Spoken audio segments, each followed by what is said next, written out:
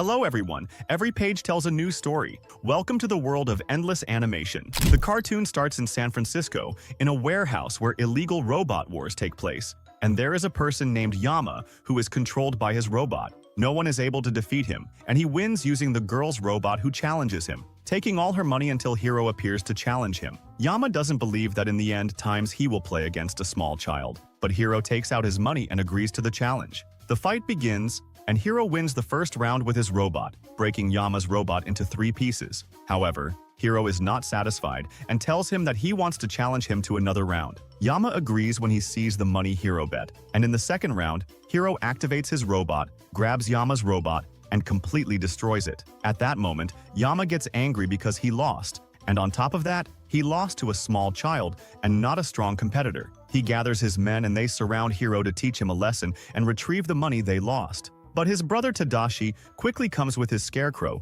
and rescues him from the gang, and he apologizes to him for still playing the illegal game. He tells him that if he continues down this path, he will lose everything, either getting beaten up or imprisoned. While Tadashi was still speaking, they discovered government vehicles waiting for them at the end of the street, and they were arrested. Their Aunt Cass loves them, and she raised them, so she has to bear all their problems. Tadashi goes to the room with his brother Hiro, and Hiro continues to want to play the illegal game he is playing. Tadashi tries to stop him but fails, so he tells him that he will come with him to take care of him. When they move, Tadashi takes him to an unexpected place, where he takes him to his school, which is a robotics lab. He laughs at him and tells him that he will just go in to grab a few things and then they will leave immediately. But as soon as he enters, Tadashi starts showing him the lab and his strange friends who are working on various inventions, such as a magnetic wheel, a laser weapon that can cut through anything, and balls made of a brittle substance that explode and spread a strange material. One of them is working on inventing a lizard hand, and he is the only one among them who is not working on an invention,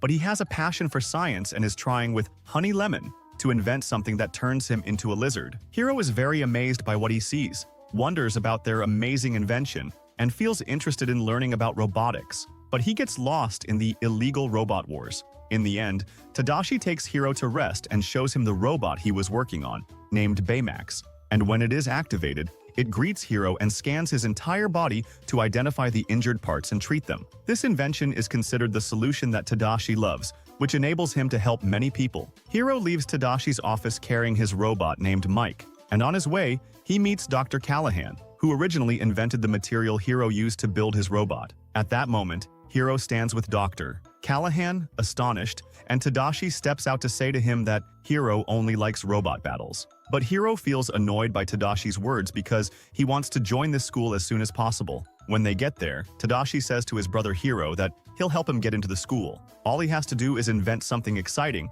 and catch the attention of the scientists at the science fair, and then he'll get into the school through the widest doors. Hiro tries to write anything to start working on his invention, but he can't think of any idea. He feels frustrated until his brother comes to support him and encourages him to think. And indeed, an idea comes to him, and he starts implementing it. As the days pass, the day of the test, where Hiro feels embarrassed and relies on his brother and his brother's friends. Hiro steps onto the stage to present his invention to the scientists, a small microbus, but no one pays attention to him. Then he presents his main invention, which consists of a large number of microbes that can be controlled by a device worn on the head. This invention will help many people in various fields, but the only thing that might stop it is a lack of imagination. Everyone admires the invention, and Kaz, his aunt, and Hiro are delighted. And when Hiro steps down from the stage and stands with his brother Tadashi, his brother still tells him that he is proud of him. Suddenly, businessman Alistair Cray appears, expressing his admiration for the invention and offering him a lot of money to buy it. But at that moment,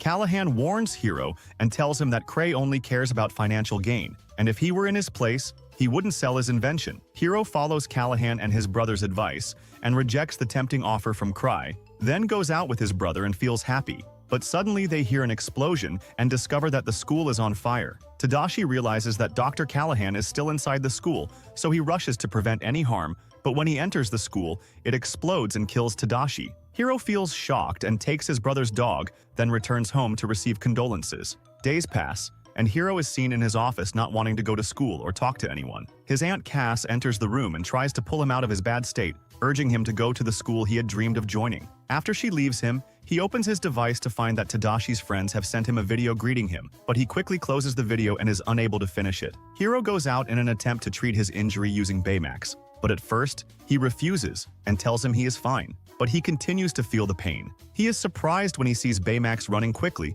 and decides to follow the device. Hiro tries to catch up with him and overcomes all the obstacles to reach the final point, where there is an abandoned hangar. They try to open the door, but it doesn't work, so they enter through a small window. As time passes, Hiro begins to escape quickly with Baymax, who becomes very slow. Then Hiro decides to break the door, but he can't because Baymax isn't designed for that. In the end, they reach a small window, and Hiro quickly jumps to check on Baymax and protect him from injury. And then, they go to the police station to report the microbes that are attacking them. Things continue to deteriorate, and Hiro discovers that Baymax has lost a lot of his energy, becoming somewhat like a drunk. He tries to put him in his room quickly before his Aunt Cass sees him, and charges him at the last moment. Meanwhile, Hiro is thinking about the masked man behind the fire, wondering how the microbes didn't burn along with the school. Hiro tries to improve his mood by using the internet, then contacts Tadashi's friends for support. In the end, he discovers that the masked man is responsible for the fire and for Tadashi's death. Hiro decides to avenge his brother,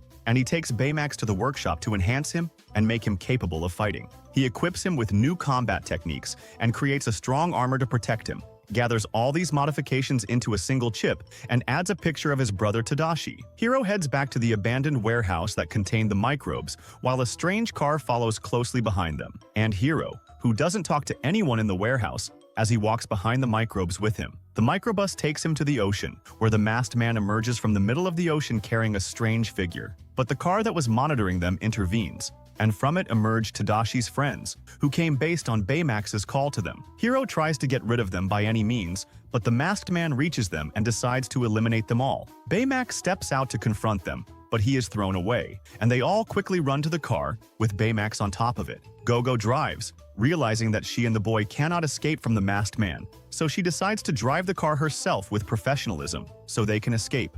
But after they fall into the water, they think they will die. So Baymax takes off his armor and sinks into the water, but he stays with them and they try to walk down the street while they are wet. They are looking for a warm place, so Freddy suggests a place for them. When they arrive, they find that it is a very large house, and they discover that it is not as they thought, as he lived a dirty life. As soon as they enter, he takes them to his room filled with teddy bears and leaves them to see the drawing he made of the masked man. Hiro asks if anyone knows the meaning of the drawing, but no one does. Freddy thinks that the masked man is Mr. Cray because he was impressed by his invention, so it's likely that he stole the microbes from the exhibition and burned down the school to cover up his crime. However, Baymax wipes the masked man's data, and if Hiro starts searching for someone in the city, it will take a long time. So he must develop the Baymax system to be able to identify the masked man. Hiro tells Tadashi's friends that they will help him get rid of the masked man, but they are just ordinary inventors. So Hiro decides to develop them to become superheroes like Baymax.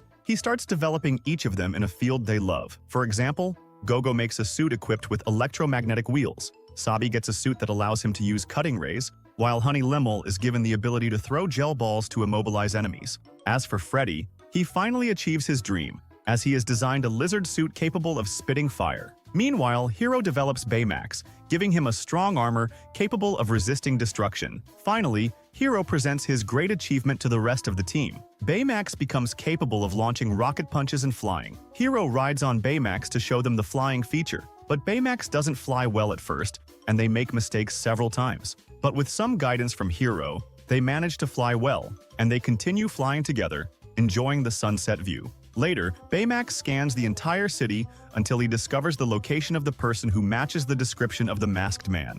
Baymax takes them to a remote island away from the city, where there is a quarantine, and they feel scared by the appearance of the deserted island and the scattered skulls. And when a pigeon appears before them, they use their power to attack it, and Wasabi opens the gate for them using the cutting rays. Then they start searching for the masked man, whose only goal was to remove his mask. And when they enter the room, they find a strange device with the same mark that was on the masked man, and they watch a video on the screen showing Craig presenting his new invention that can transfer any physical object from one portal to another. But a malfunction occurs in the portal, causing the girl to disappear and the invention to be destroyed, leading to the lab being shut down. As soon as they finish watching the video, the masked man appears and throws a huge rock at them, but Baymax protects them, and the fight begins between Tadashi's friends and the masked man.